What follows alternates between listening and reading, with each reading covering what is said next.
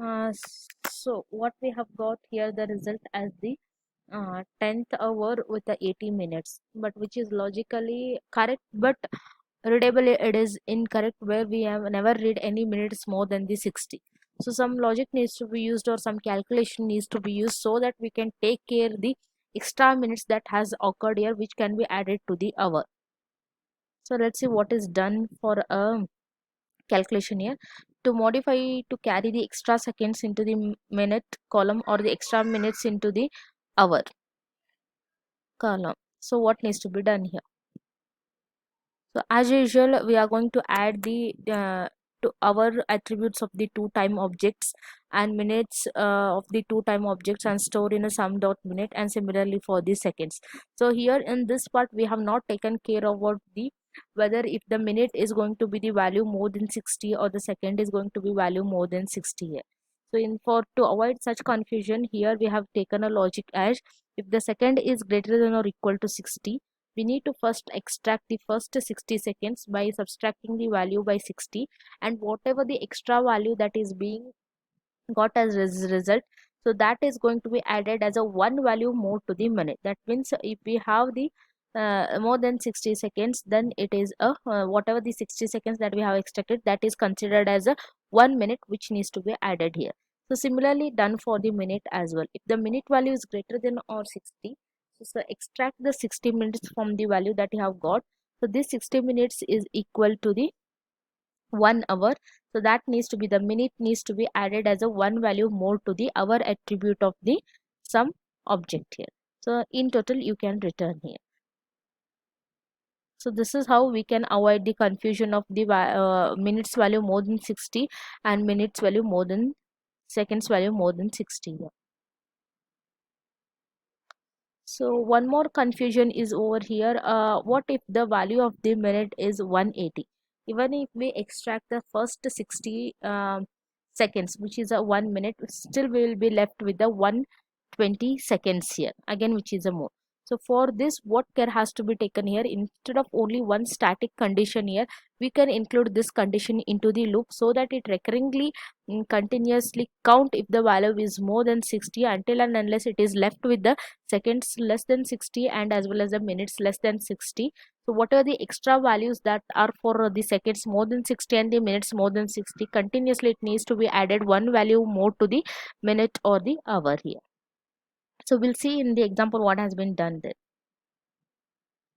So I hope now you are clear with the pure functions with the simplest definition, that without modifying the original values to the object attributes, we are just going to take the new objects to store the results, so which are said to be as the pure functions.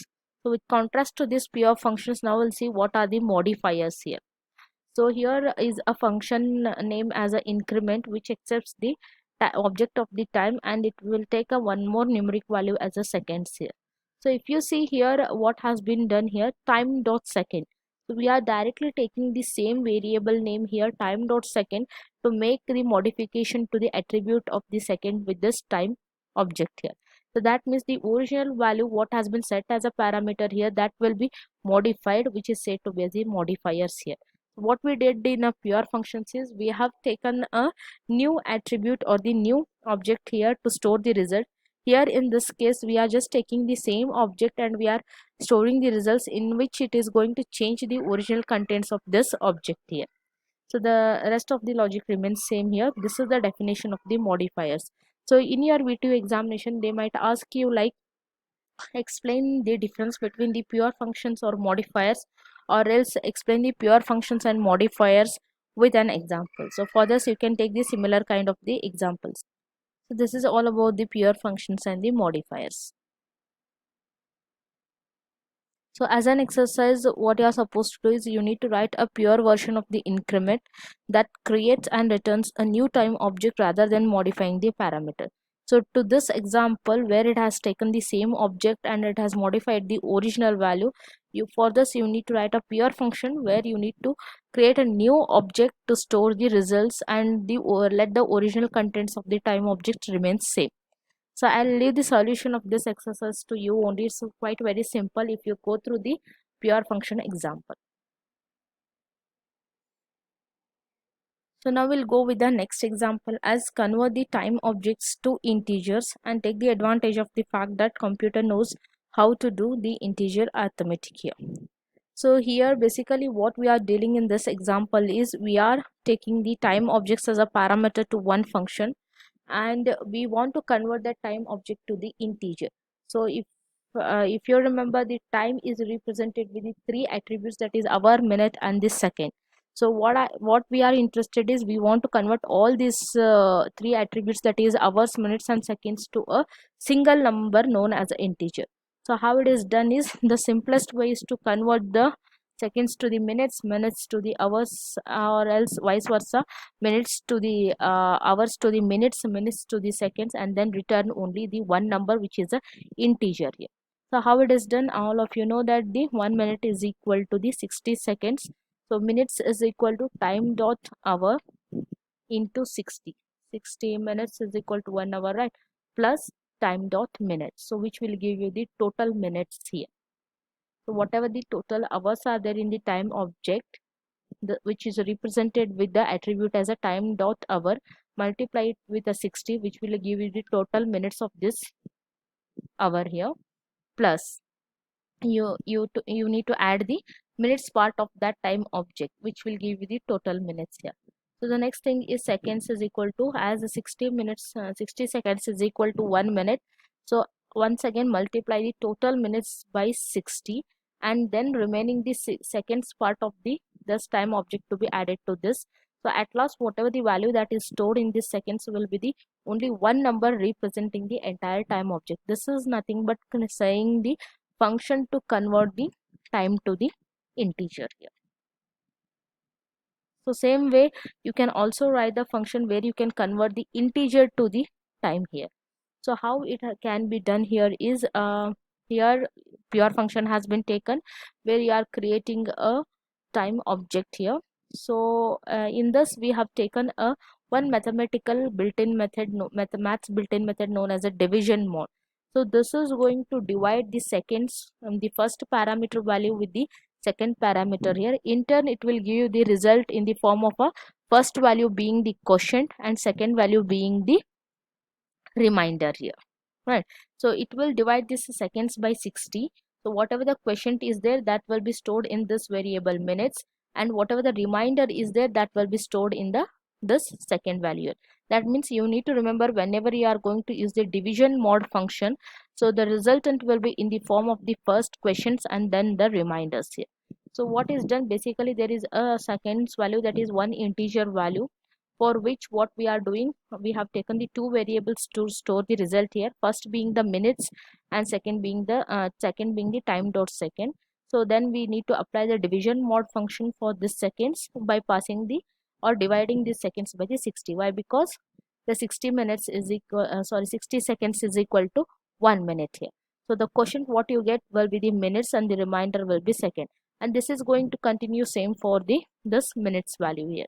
So time dot hour, time dot minute, apply division mode again with this minutes as a value to be passed as a parameter for this division mode, again with the dividend being a 60 here. That means whatever the result you will get, the quotient will be the hour part, and whatever the remainder that will get will be the time minute part. So this is how you can convert the simple integer into the even as a time object of the time here. So let's see the same things with an example here. So you can see, as I told you, whenever you are adding or whenever you are dealing with the time object, if you are getting a value more than the 60 and more than, for the minutes and the seconds, you need to take care for adding the extra values to the minute and the hour there. So which needs to be done recurringly by using some loops here. So this is how it is done here. So once you add the values, then you need to check whether the second is greater than or equal to 60. If it is greater than, extract the first part of the 60, which needs to be added as a one value more to the minute. So this needs to be done continuously until unless the second attribute for this object needs to be only the less than less than 60 here.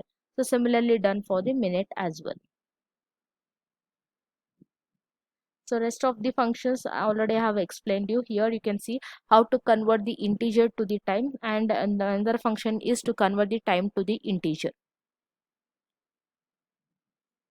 So the logic lies behind the using the division mod function. So if you want, I'll leave this example as a practice for you. This is a file consisting of the all the worked examples from the same chapter, where you can go through and where you can execute and see how does it actually behaves. Instead of just studying theoretically, I request you to execute all these things so that you will get to know how does it behaves, and what are the pure functions, what are the modifiers, and how you can convert the time to the integer and integer to the time, which is the most important part when you start solving the exercise of this chapter. So these two things you need to get cleared to understand how you can convert the integer to the time object, and how you can convert the time object to the integer. If I run this, you will get the value here. So probably you will not understand what these values are here. Let me just show you what does it indicates here.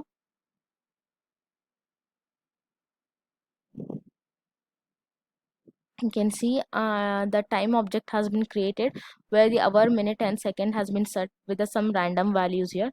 So as a first part, what we want to do is we want to do some multiplication on it. This time object has been passed as a parameter for this function, and similarly a number has been passed to do the multiplication here. So simply if you consider only directly the time object, you will not be able to do the multiplication, but we'll see what has been done in this function here, mul underscore time, which is a multiplication function here. So you can see in this function which is accepts the time and the number, so it is going to in turn call these functions in order to do the multiplication. First it will call the time to the integer. You want to convert this time object to the integer and then multiply this value. As I told you, you cannot directly do the multiplication on the time object. First you need to convert all the values into the integer. So as I already told you how you can convert to the integer, so multiply it with the 60, and then the final result what you are getting will be in the form of a single integer, and then you can multiply with the value what has been passed. After you do the multiplication, which is a single integer, finally you need to call this function integer to the time, where you can convert back it to the time object, integer to the time, by using the division mod functions. Right. So which you are going to do the multiplication, and then you are calling to print the values here. So next you are just printing the time here, where you have created the another time object. So whatever the values or whatever the functions that has been defined in this example, which is a worked example, all these functions has been called in the main function, just to see how you are going to get the result here. So repeatedly you go to the example, you'll get to know, and if you genuinely try them to execute, then it will be more clear for you. Okay, with this, the theoretical part of this chapter has been completed. So in the next video, I'll explain the solution for the exercise of this chapter.